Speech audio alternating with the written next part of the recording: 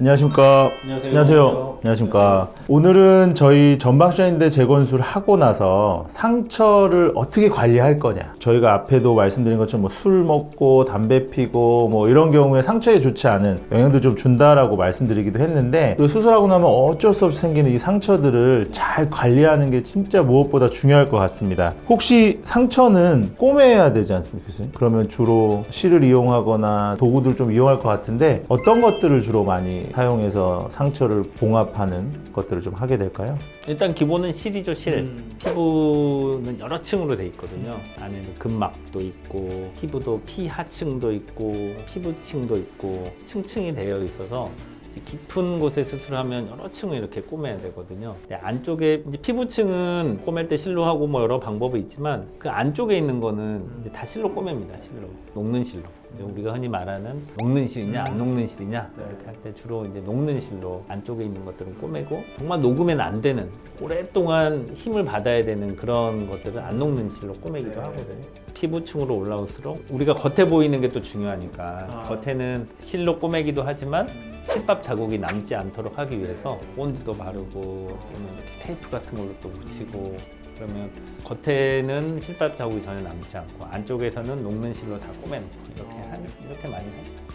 그럼 요즘엔 단순히 이제 실뿐만 아니라 말씀하신 뭐 미용적인 측면 때문에라도 사용할 수 있는 여러 가지 도구들이 좀 많이 사용되고 있는 거네요. 그러면 결국 그러니까 실을 이용해서 꼬매거나 말씀하신 뭐 본드든 이런 것들을 사용하면 결국 상처는 관리하고 해야 될 것 같은데, 관리하는 방법들, 뭐 소독하는 방법, 뭐 이런 거 집에서 그냥 아무 소독약이나 바를 수는 없을 것 같아서 꿀팁을 좀 주실 수 있을까요? 우선 수술 후에는 이제 감염 예방이 일단은 중요하기 때문에 저희 점프 정형외과에서는 2, 3일에 한 번씩 드레싱을 시행하고 있습니다. 소독 제품으로는 이제 10% 베타딘 용액을 이용해서 소독을 하는데, 이 베타딘 용액은 바로 바르고 나서 소독 효과가 나타나는 게 아니고 건조될 때 그때 소독 효과가 나타난다고 해요. 그래서 건조된 후에 홈 드레싱을 이용해서 그게 이제 마무리를 하도록 하고 있습니다. 베타딘이 일반적으로 알게 빨간 약 맞는 거죠. 요즘에는 예, 약국에서도 쉽게 구할 수는 있는데, 퇴원 전에 이제 저한테 집에서 소독해도 되냐고 이렇게 물어보시는 환자분들이 간혹가다 계시는데, 수술 후에 이제 이 상처는 환자분들이 이게 상처가 괜찮은지 진물이 나는지 이런 걸 확인하기 조금 어려우신 경우가 있어서, 되도록이면 저희 병원에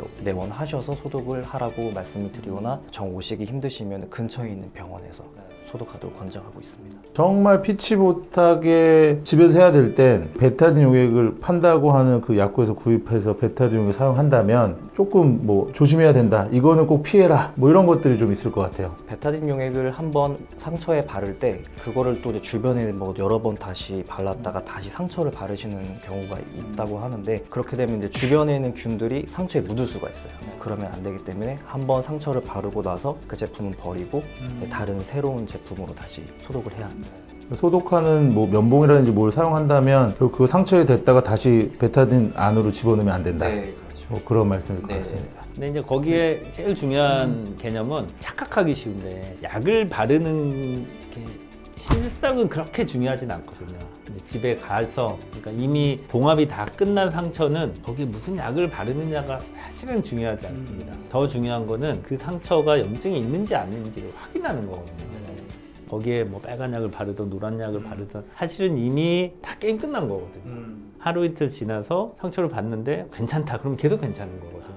근데 그러면 왜 이렇게 매번 하느냐, 혹시 중간에 잘못되면 빨리 조치하려고 하는 거거든요. 그래서 이제 병원에 오시라는 거예요. 바르는 게 중요한 게 아니라 상처가 괜찮은지 안 괜찮은지를 확인하는 과정이 사실은 더 중요한 드레싱이고, 사실은 괜찮으면 수술하고 한 번도 소독 안 해도 돼요. 말씀하시는 거 보면 상처가 괜찮다는 얘기를 들으러 병원에 와야 된다는 얘기네요. 사실은. 네. 그러니까 사실은 그거는 집에서 할 수 없죠. 집에 보내는 이유는 누가 봐도 괜찮은데 앞으로 어떻게 해도 상관없을 때 이제 가시려고 하는 거예요. 그러니까 집에서 뭐 빨간 약을 바르든 노란 약을 바르든 상관없으시니까 하시라, 이렇게 말하는 건데, 실제로는 정말 이제 안 좋은 상처다, 매일 잘 들여다봐야 되는 상처다, 그럼 못 보내죠. 그렇죠. 네. 직후에 바르는 연고부터 6개월 지나서 바르는 연고도 있고요. 지금 있는 상태에서 샤워를 해도 크게 문제가 없을까요? 실밥 제거 후에 2, 3일